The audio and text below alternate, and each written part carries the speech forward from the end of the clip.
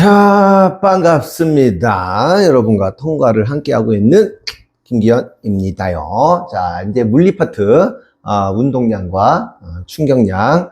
자, 요거를 해야 되는데, 일단 교재는 EBS 개념 완성 교재로 일단 설명을 할 거고, 이제 고민이 큽니다. 자, 어떤 고민이냐면, 여기가 좀 어렵게 느껴지는 친구들이 좀 많아요. 그래서 최대한 설명을 내가 쉽게를 한다고 하는데 이게 잘 이렇게 안 되는 친구들도 있나 봐. 그래서 천천히 잘 따라와야 되는 건 당연한 거고, 아무튼 고민이 큽니다. 열심히들 해왔으면 좋겠어요. 알겠죠? 자, 선생님 개념 완성으로 하는 건데, 혹시 개념 완성이 없는 친구들 일단 영상을 좀 보고 나중에 개념 완성 프린트 좀 필요한 친구들은요 나한테 달라고 하면 프린트해서 주도록 할 거예요. 아무튼 자, 개념 완성에서는 우리가 141쪽 운동량과 충격량 시작을 해보도록 합시다. 자, 여기서 첫 번째로 이제 관성에 대한 내용 잠깐만 볼게요. 책에 따라서는 이 관성이 그 속력 속도 부분에 들어있는 경우도 많거든요. 자, 먼저 의미 볼게. 관성은 물체가 자신의 운동 상태를 유지하려는 성질이야. 그러면 정지해 있던 놈은 계속 정지해 있으려고 하는 거고, 움직이던 놈은 계속 움직이려고 한다는 거지. 그러니까 내가 막 걸어가고 있는데 내가 발을 탁 걸었어. 그럼 내 몸은 움직이고 있었어. 근데 발이 안 움직이니까 까당 하고 이렇게 넘어지는 거야. 그쵸? 그래서 자, 관성은 물체가 자신의 운동 상태를 유지하려는 성질을 뜻합니다. 두 번째, 자, 물체에 작용하는 힘이 없으면 물체는 자신의 운동 상태를 유지합니다. 사실 똑같은 말 같죠? 좀 달라요. 왜냐면 만약에 칠판 지우개가 있어. 내가 힘을 안 줬어. 그러면 가만히 있는 건 맞아. 근데 힘이 여러 번 예를 드는 게 이제 우주야, 우주. 내가 우주에서 물체를 던졌어. 그러면 내 손을 떠날 때, 내가 손에서 던질 때 당연히 힘이 주어지지. 근데 내 손을 떠난 다음에는 아무런 힘이 작동하지 않아요. 다시 우주에서 내가 물체를 던졌어. 그럼 내 손을 떠난 다음부터는 이 물체는 아무런 힘이 작동하지 않는 거야. 뭐 중력도 없고 마찰력도 없고 아무것도 없어. 힘이 작용하지 않습니다. 그러면 힘이 작용하지 않으면 이 물체는 중간에 설 수가 없어. 그냥 끝까지 계속 가는 거야. 방향도 일정하고 속력도 일정한 겁니다. 그래서 자, 물체에 작용하는 힘이 없으면 물체는 현재의 운동 상태를 유지한다. 단순하게 정지해 있다는 걸 생각하시면 안 돼요. 그래서 정지해 있는 물체는 계속 정지해 할 거고, 운동하던 물체는 현재 운동 상태인 속도를 그대로 유지한다. 그래서 자, 속도라고 했어. 방향도 안 바뀌고 속력도 안 바뀌는 거죠. 그래서 힘이 작용하지 않을 때 운동 상태를 유지한다. 뭐 운동량 아직 하지 않았어요. 자, 힘이 작용하게 되면 속도가 변해. 빠르게가 변하든 방향이 변하든. 그치? 그러면 지금 관성 얘기를 하고 있는데 결론, 관성이 크게 되면 당연히 운동 상태를 변화시키기 어렵죠. 그래서 뭐 질량이 엄청 큰 애가 있어. 내가 운동 상태 변화시키기가 어렵단 말이야. 그래서 자, 관성이 클수록 물체의 운동 상태를 변화시키기가 어렵습니다. 그러므로 똑같은 힘을 가하게 되면 속도 변화량이 작다라고 하는 거야. 그러니까 내가 만약에 힘은 10N으로 작동을 할 건데 되게 무거운 게 있고 가벼운 게 있어. 그러면 무거운 게 10 줬어. 가벼운 거 10 줬어. 상당히 운동 상태가 질량이 큰 무거운 애들이 변하기가 더 어렵겠죠. 그래서 자, 관성이 클수록 물체의 운동 상태를 변화시키기 어려우므로 같은 힘을 가했을 때 자, 속도 변화량이 작다. 따라서라고 했는데 여기서 포인트입니다. 그래서 관성의 크기는 물체의 질량을 의미한다라는 거거든요. 이렇게 한번 해볼게요. 친구들이 이런 오해를 하는 거야. 선생님, 질량이 큰 애들을 속도 변화시키기 어려운 거 알겠어요. 당연하죠. 근데 속력이 빨라. 예를 들면 똑같은 차인데 어떤 거는 10m/s로 와요. 어떤 거는 100m/s로 와요. 그럼 100m/s로 온 애들은요, 멈추기 그만큼 힘들잖아요. 그래, 틀린 말은 아니야. 근데 우리가 관성에 있어서만큼은 관성하고 관련된 크기는 오로지 질량하고만 관련이 있다는 게 핵심 포인트야.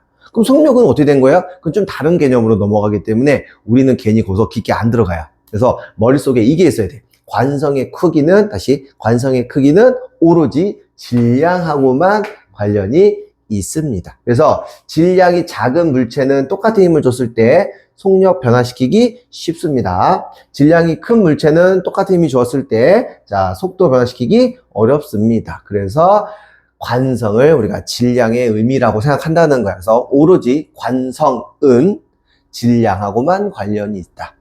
그럼 다시 한번 얘기할게. 속력이 빠른 애들은 그럼 어떻게 멈추기 힘들잖아요. 그런 거는 이제 관성력 하면서 좀 다른 개념으로 넘어가기 때문에 우리 신경 안 쓴다 그랬어. 괜히 헷갈리니까 관성의 크기는 오로지 질량하고만 관련이 있습니다. 꼭 기억해 주셔야 돼. 알겠죠? 오케이. 자, 그래서 관성의 의미는 어렵지는 않은 겁니다. 그래서 뭐 종류에 대한 내용이 아마 거기 참고하기 같은데 나올 것 같은데요. 그래서 자 141조 뭐 참고하기 같은데 보면 이런 게 나오죠. 자, 정지 상태를 유지하려는 관성, 정지 관성이야. 그렇죠? 예를 들면 차 타고 왔습니다. 차 갑자기 급출발을 빵 했어요. 그럼 내 몸이 뒤로 가지. 왜? 아까 나는 저기 정지 있었으니까. 그렇죠? 그 다음에 자, 카드 위에 동전 올려놓고 카드를 손가락으로 빵 때립니다. 빵 때리면 동전이 따라가지 않고 동전이 밑으로 떨어지죠. 다 이게 정지 관성 때문에 그래요. 오케이? 그 다음 운동화선은 마찬가지야. 차가 타고 갔는데 갑자기 뭐 툭 튀어나왔어. 갑자기 브레이크를 깨 밟아요. 그럼 내 몸 어떻게 될까? 앞으로 쏠리죠. 그래서 운동 상태를 유지하려고 하는 게 이게 운동 관성. 그 다음에 뛰어가던 사람이 돌부리에 걸렸어. 알겠지? 걷다가 발에 걸리면 내 몸은 움직이려는 관성에 의해서 가는데 발 안 디뎌지니까 과당하고 넘어지겠죠. 그래서 관성에서는 의미, 그래서 관성의 의미랑 그 다음에 관성의 크기는 오로지 질량하고만 관련이 있다. 요것만 포인트로 보시면 되고 운동량, 충격량. 자, 시작을 해보도록 할게. 선생님이 운동량, 충격량을 할 때 미리 꼭 얘기를 하나 해드리는 게 있어. 이런 얘기 꼭 했었거든요. 뭐 배우진 않아요. 자, 우리가 작용 반작용에 대한 내용을 좀 알고 있으셔야 돼. 선생님이 손에 여기서 물체를 이렇게 땅 때렸어. 그래서 다시 왼손을 오른손으로 이렇게 땅 때렸어. 그럼 당연히 이 손이 아프지. 그럼 이 손은요? 이 손도 아파요. 박수 너무 세게 치면 아프잖아. 그러면 자, 작용 반작용의 의미는 이렇게 이해하자.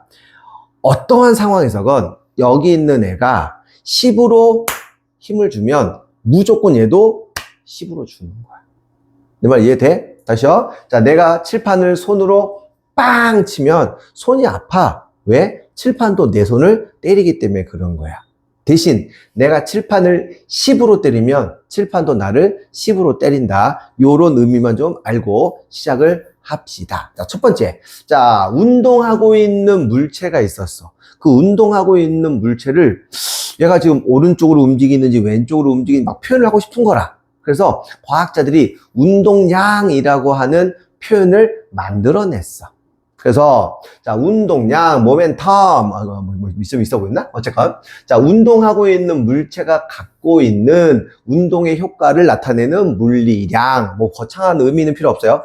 운동하고 있는 물체야. 그 물체면 무조건 질량을 갖고 있고 운동한대.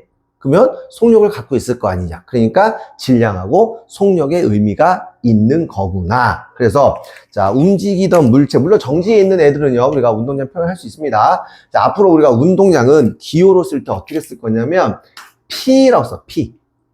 이게 운동량이라는 뜻이에요. 그 다음에 질량하고 속도로 우리가 표시를 할 건데 과학자들이 약속을 할 거야. 야, 이렇게 하자. 운동량 P는 질량 곱하기 속도로 그냥 표현하자 라고 약속한 거야.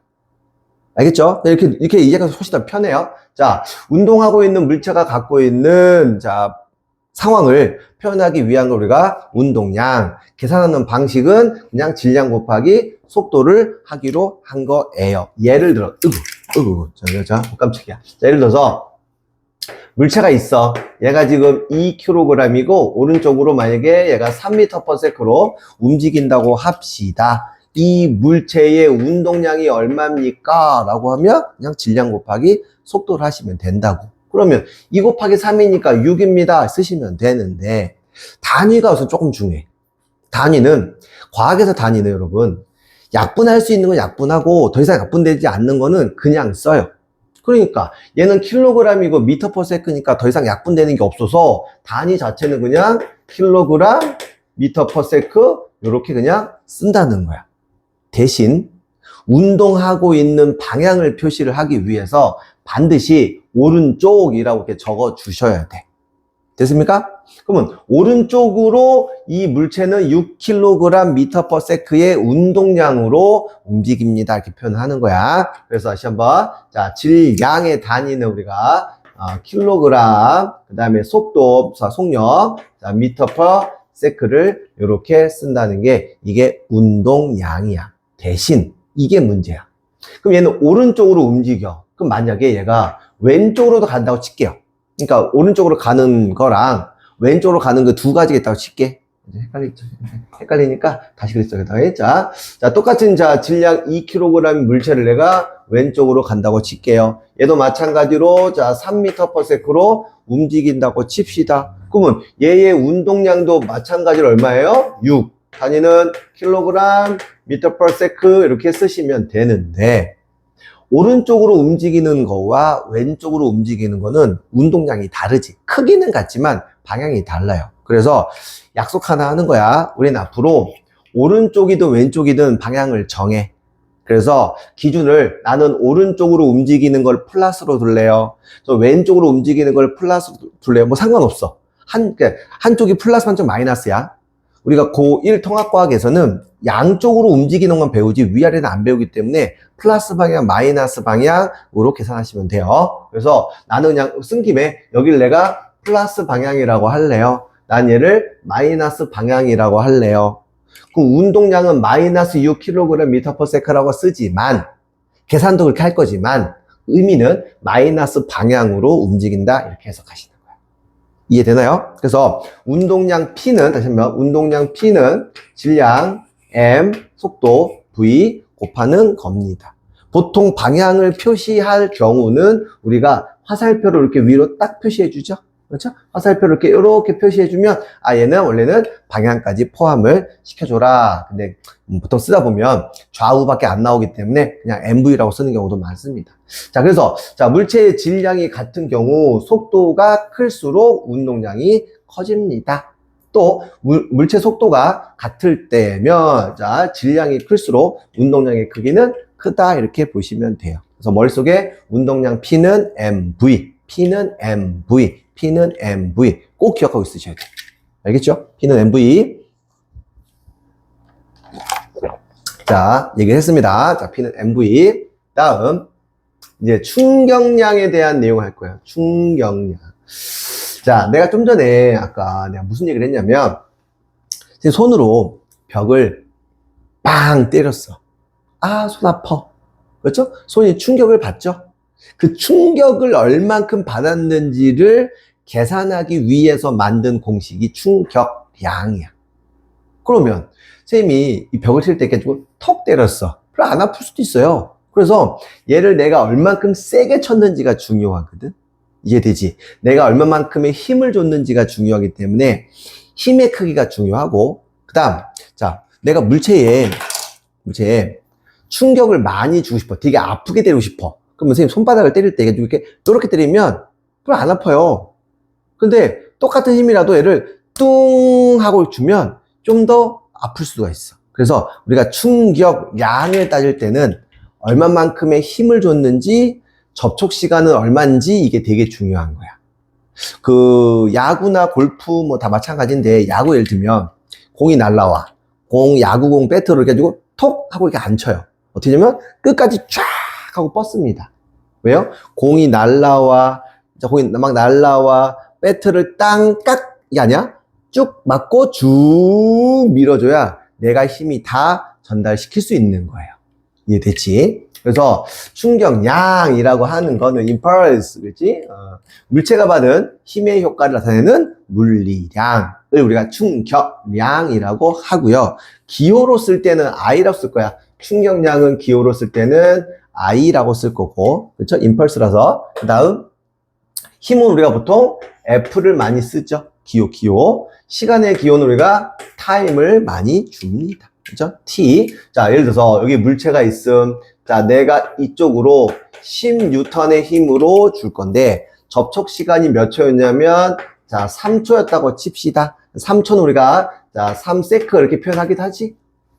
그렇죠? 그러면 이 물체가 받은 충격량 I는 얼마입니까? 라고 하면 그냥 힘 곱하기 시간 곱하면 돼요. 그럼 10 곱하기 3이니까 30 이렇게 쓰시면 되고 그 다음 이 아까 단위 같은 경우는 우리가 더 이상 약분할 수 없으면 그냥 쓴다 그랬죠? 그래서 뉴턴 세크 이렇게 쓰는 거야. 충격량 I는 힘 곱하기 시간으로 계산한다. 다시요. 힘의 단위는 우리가 뉴턴을 많이 제일 쓸 거고 시간의 단위는 자 시간의 단위는 초 세크를 제일 많이 쓸 거라서 단위는 뉴턴 세크가 됩니다. 다시 볼게요.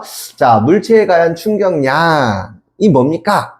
힘과 시간의 곱이야. 충격량은 힘과 시간의 곱으로 표현하는 거고 단위는 뉴턴 세크를 씁니다. 그럼 당연히 힘을 똑같이 줬을 경우 접촉 시간을 늘리면 충격을 많이 주는 거고 그 다음 시간이 같을 경우 힘을 많이 주면 그만큼 충격을 많이 받겠다라고 하는 거예요. 이해됩니까? 자, 지금 우리가 배운 게 뭘 배웠냐면 자, 운동량 P는 mV라는 거 배웠고 자, 충격량 I는 자, F 곱하기 T 이렇게 두 가지는 딱 배워 놓은 겁니다. 잠깐 저 화면에 나오나? 확인 좀 할게요. 그렇지? 자, 운동량 P는 mV고요. 충격량 I는 F 곱하기 T로 계산된다는 거 알아두면 좋겠고. 참고로 힘을 주는 방향도 중요하죠, 원래는. 힘을 주는 방향도 중요하기 때문에 얘도 이제 뭐 이렇게 방향의 의미가 조금 들어가야 되겠구나. 근데 여기서는 방향을 많이 따지진 않아요. 통과에서는 방향 따지면 너무 복잡해져서 단순 계산 위주로 문제가 나오니까 어렵지는 않을 겁니다. 자, 아무튼 자, 충격량은 I는 FT다. 운동량 P는 mV다. 이렇게 보시고 자, 지금부터 이제 뭐 할 거냐면 자, 그래프를 하나 보여줄 거예요. 자, 우리 요 X축이 시간이에요. 자, X축이 시간입니다. 자, 타임이죠. 그렇죠? 힘, 자, Y축은 힘이에요. 자, F입니다. 내가 지금 뭘 얘기를 할 거냐면 어떤 물체가 있는데 내가 뭐 10N의 힘으로 3초 동안 작동을 했어. 그러면 얘는 10N의 힘으로 만약에 3초 동안 작동을 했어. 그러면 아까 충격량 I는 F 곱하기 T로 계산을 하는 거니까 힘은 얼마예요? 10N이고요. 접촉 시간은 몇 초예요? 3초예요. 그럼 얘는 그냥 30N 세크 이렇게 쓰면 되는데 그래프를 그리고 보니 시간, 힘, 시간 그래프에서 여기 X축이 의미하는 거 이게 뭐야? 시간이잖아. 그 다음 여기 Y축이 뭐야? 힘이잖아. 결국 얘네의 면적, 넓이는 결국 F 곱하기 T가 되는 거니까 얘가 충격량을 의미하게 되는 거예요. 이해되니? 우리 속력 속도에서 이런 거 배웠잖아. 시간 속도 그래프에서 아래 면적이 이동거리다 했던 거 기억나지? 얘도 마찬가지야. 자, 시간, 힘 혹은 힘, 시간 그래프에서 무조건 아래 면적은 충격량이다 라고 하는 거예요. 그러니까 이렇게 막 곡선으로 나와 있어도 시간, 힘 그래프라면 무조건 아래 면적이 뭘 의미한다고요? 충격량을 뜻한다는 거야. 선생님 그러면 혹시 이것도 되나요? 시간에 따른 힘 그래프에서 힘이 이렇게 증가할 수도 있잖아. 증가할 수도 있어요. 그러면 특정 시간 잡고 아래 면적은 무조건 충격량이 되는 거야. 세 개 그래프 다 나올 수 있어요. 오케이? 다시요. 자, 충격량 I는 F 곱하기 T인데 만약에 그래프가 시간, 힘 그래프라면 이거 봐야지. X축, Y축. 시간, 힘 그래프라면 아래 면적은 다 무조건 뭐다? 충격량이다. 여기는 조금 기억해야 될 내용이 조금 많을 수도 있어. 중요한 내용이니까 꼭 기억해 주셨으면 좋겠습니다. 아니지, 기억하셔야 돼요. 오케이? 갈증나니? 자, 선생님이 지금 느낄 거야. 뭐 별거 안 어려운데? 혹은 학교에서 배운 친구들 그럴 거예요.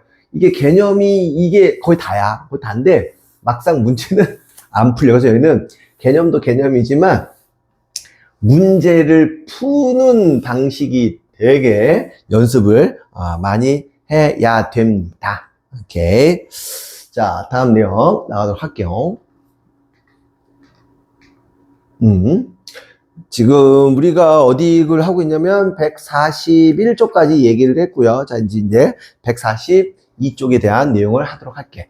요거 선생님이 이 그림 잠깐 설명 좀 하고 설명 좀 할게요. 자, 어떤 사람이 빨대에 그 물체 같은 거 껴놓고는 그냥 면봉 이렇게 껴놓고는 이렇게 해가지고 멀리 보낼 거예요.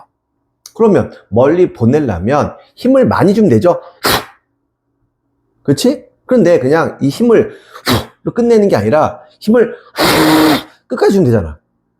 그치? 힘을 많이 주든지 시간을 길게 하면 당연히 이 물체는 멀리 날아갈 수 있을 거예요. 그러면 자, 힘을 많이 받거나 아니면 힘 받는 시간이 길어지면 충격량이 커지는 거잖아. 그러면 충격량이 커지게 되면 얘가 멀리 날아가요. 여기 나갈 때 속력이 빠릅니다. 결국 충격량이 커지면 운동에 변화가 생긴다는 거야. 충격을 주면 운동에 변화가 생겨. 여기 있는 칠판 지우개 내가 손 툭 쳤어. 움직이잖아. 그렇죠? 충격을 주면 무조건 운동에 변화가 생겨. 그래서 여기서 말하는 포인트가 뭐냐면 충격을 많이 주면 운동도 많이 변해. 그러면 충격을 많이 주는 방식은 힘을 세게 하든지 시간을 길게 하는 거거든. 그래서 힘과 시간, 즉 충격량에 따라서 물체의 운동 상태가 많이 바뀐다는 거. 다시 볼게요. 자, 지금 우리가 배우고 있는 게 뭐 배우고 있었냐면 운동량 P는 mv 요거 지금 배우고 있었고, 그렇죠? 충격량 I는 F 곱하기 T를 배우고 있었는데 난 지금 뭘 설명하고 있냐면 힘을 세게 주면 물체가 속도가 빨라져. 접촉 시간이 길어지면 속도가 빨라져. 여기 튀어나가는 속도 예를 드는 거야. 즉 운동량과 충격량은 서로 뭐가 가능하다냐면 변화 같은 게 가능한 거예요. 여기서 배우는 제일 어려운 거는 여기 포인트야. 충격량 I는 FT로 끝나는 게 아니라 운동량에 어떤 변화가 생긴다. 자, 다시 한번 읽어볼게요. 자, 여기 자, 읽어서 2kg짜리라고 합시다. 자, 요 물체가 이쪽으로 예를 들어서 3m/s로 움직이고 있다라고 칠게요. 그러면 여기서의 운동량은 얼마니까 그냥 그 방향은 똑같을게. 여기서의 운동량은 얼마냐면 얘가 6이었어. 자, 얘가 자, 이쪽으로 내가 힘을 줄 거야. 그럼 힘을 준다는 얘기는 그만큼 시간이 작동하겠지. 그러면 요 물체한테 충격이 가해지는 거 이해되니? 그럼 충격이 얼만큼 가해졌는지에 따라서 이 물체가 더 빨라지겠지. 충격을 많이 주면 많이 빨라질 거고 충격을 적게 주면 적게 빨라질 거고. 물론 반대로 방향이 여기서 이렇게 주게 되면 더 빨리 멈추냐 늦게 멈추냐 이런 거를 그냥 계산할 수 있다는 얘기야. 자, 의미 이해됐어? 오케이? 운동량과 충격량은 서로 뭐 한다? 변화가 가능하다는 겁니다.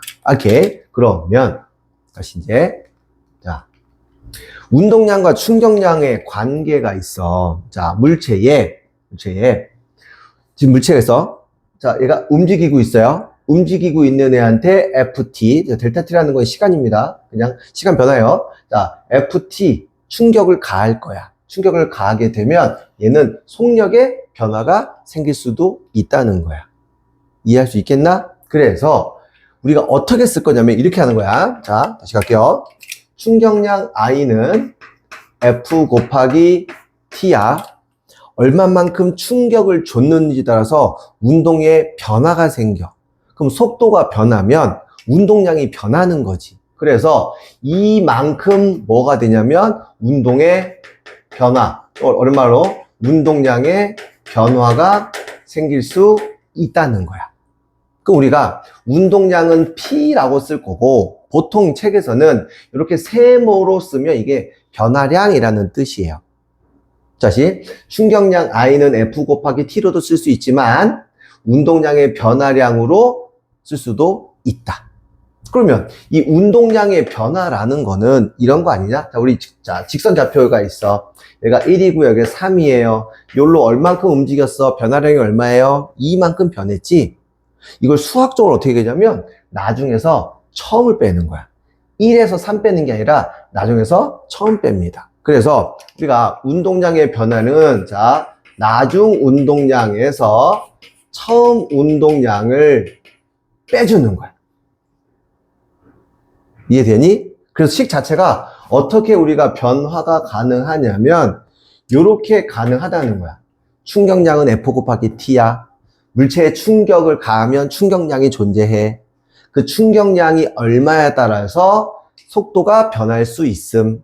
속도가 변하면 운동량에 변화가 생겨요. 이런 것들은 다 한꺼번에 정리될 수 있다는 거야. 와우.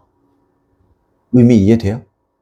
운동량과 충격량의 관계는 이게 핵심 포인트입니다. 자, 내용 거의 다 했어. 그럼 도대체 문제 풀 때 어떻게 되냐? 계산을 좀 하셔야 돼요. 알겠지? 자, 내가 지금 얘기한 요 과정 꼭 기억을 해 주셔야 됩니다. 됐지? 오케이. 자, 그래서 운동량과 충격량의 관계를 자, 설명을 드렸고요. 그래서 이 142쪽에 이제 그림을 보시면 같은 크기의 힘을 받는 경우, 그 다음에 같은 크기의 힘을 주는 경우 시간이 짧으면 그만큼 충격량이 적기 때문에 날아가는 게 적어요. 시간을 길게 해야 돼서 빨대를 긴 거를 해야지 힘을 오랫동안 줄 수 있어서 멀리 날아갑니다. 그 다음 같은 크기의 힘을 긴 시간 동안 받는 경우 빨대가 길어지면 그만큼 멀리 나간다. 충격을 많이 받는다. 충격을 많이 준다. 운동량의 변화가 많이 생긴다. 이해되고 있어? 내가 지금 일부러 지금 계속 반복하고 있는데. 자, 그래서 자, 충돌과 충격 완화라고 해서 선생님이 이건 이렇게 설명할 건데요. 자, 똑같은 높이에 자, 계란 2개를 딱 하니 이렇게 자, 준비할 거야. 똑같은 질량의 계란입니다. 자, 얘를 떨굴 거고요. 놓칠 거 얘도 그냥 놓을 거야. 그런데 여기에는 그래서 푹신한 방석이 이렇게 있다고 칠게. 그러면 왼쪽 걸 편의상 내가 A라고 하고 오른쪽을 내가 자, B라고 한번 해 봅시다. 그러면 똑같은 질량인 놈이 똑같은 높이에서 떨어지게 되면 떨어지는 순간 땅에 가하는 충격량 혹은 이 계란이 받는 충격량은 같아요. 똑같은 높이에 똑같은 질량이야. 그럼 떨어지는 시간 똑같을 거야. 떨어지기 직전 속도 똑같을 거야. 그러면 모든 게 다 똑같단 말이지. 그런데 푹신한 데 두면 어떤 일이 벌어지냐면 자, 방석에 두면 계란이 이렇게 되는 계란이 공이 탕 하고 그러니까 계란이 탕 하고 떨어지는 게 아니라 푹 하고 된다고. 푹. 그 뭐 하냐면 떨어지기 직전에 충격량을 내가 변화시킬 수 있는 건 없어.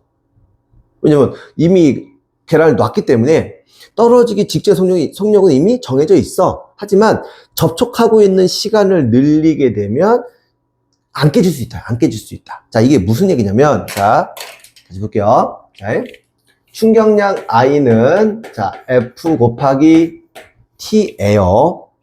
떨어지기 직전의 속력은 둘이 똑같기 때문에 요 값은 일정할 수밖에 없겠지. 맞나? 그러면 이렇게 방석에 두면 요 시간을 늘리는 거야. 시간을 늘리게 되면 어쩔 수 없이 여기 값이 감소하게 되거든. 우리는 걔를 뭐라고 부르냐면 충격력이라고 부를 건데 충격을 받을 때 혹은 충격을 줄 때 순수한 힘을 얘기하는 거야. 그래서 시간을 늘리게 되면 충격량은 안 변하지만 충격력은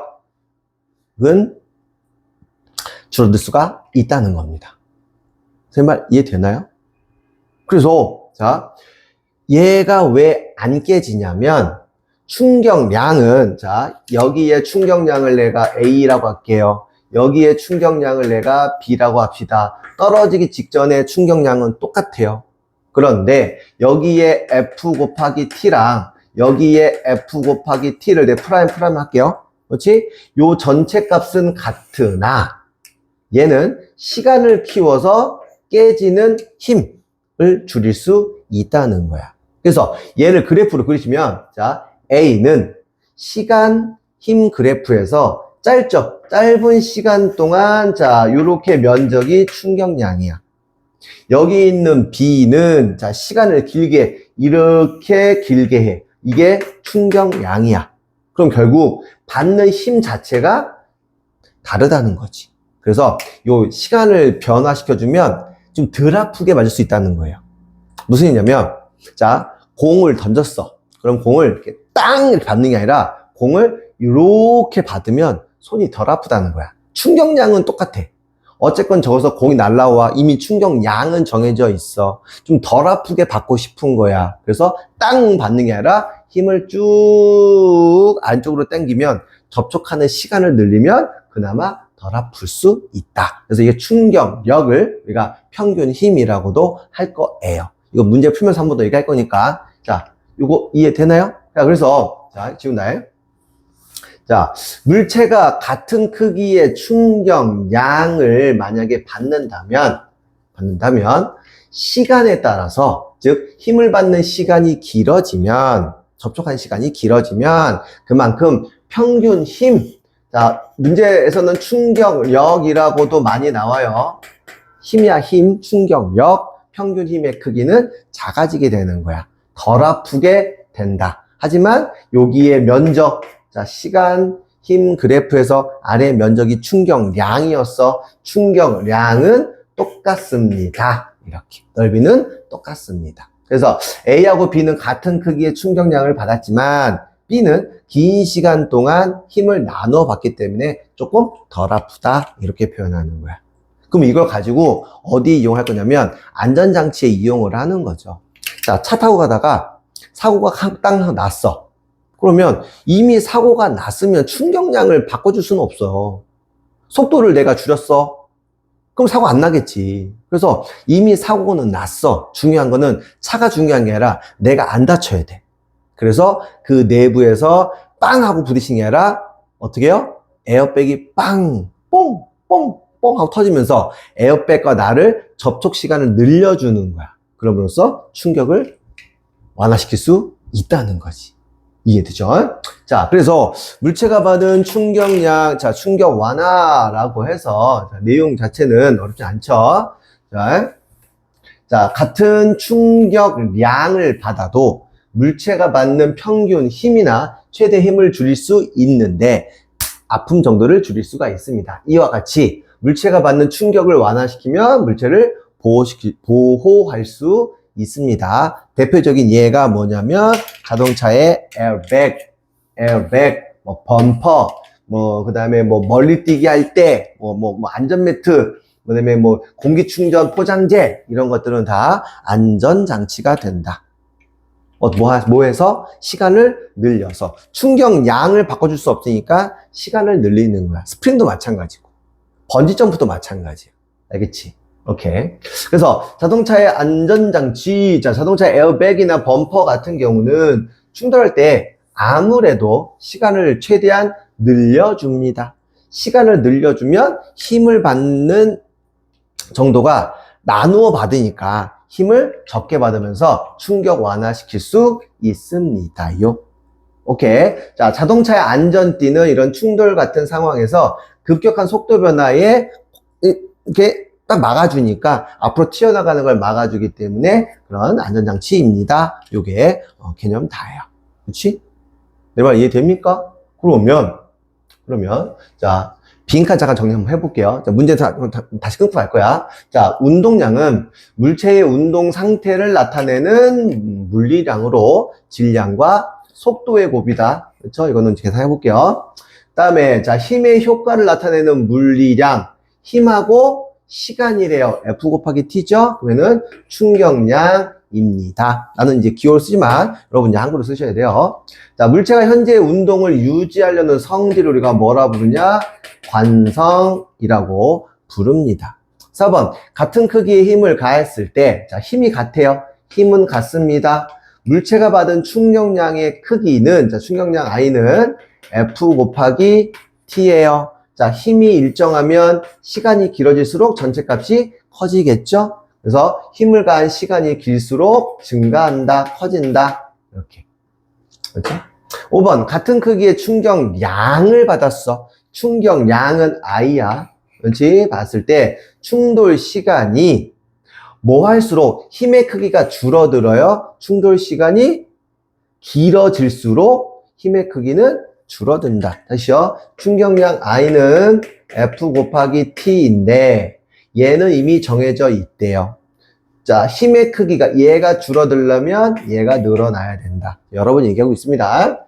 다음, 자, 물체의 속력이 클수록 관성이 크다. 이거 틀리죠? 무조건 속력과는 관련이 없어. 속력이 아니라 질량으로 바꿔줘야 돼요. 자, 물체의 질량이 크다는 거는 물체의 관성이 크다는 말이죠. 방금 똑같은 말입니다. 자, 충격량 I는 F 곱하기 T, 힘의 단위 뉴턴이고, 자, 시간 단위인 초입니다. 맞는 말이겠죠. 9번, 자, 물체의 큰 충격량을 가할수록 운동량의 변화량은 크죠. 그래서 충격량 I가 클수록 운동량의 변화가 큽니다. 자, 자동차의 범퍼는 충돌 시간을 길게 해준다. 요런 거죠. 오케이? 그래서 뒤쪽에 문제를 좀 풀어줄 건데, 이게 수능형 문제까지는 안 할 거야. 수능형 문제는 학교에서 정말 이렇게 거기까지 할 거냐 말 거냐 좀 결정을 좀 해야 되거든요. 그래서 기본적인 문제도 아마 어려울 수도 있어. 그래서 거기까지 할 거니까, 잠깐 쉬었다가 정리하시고, 다시 할게요.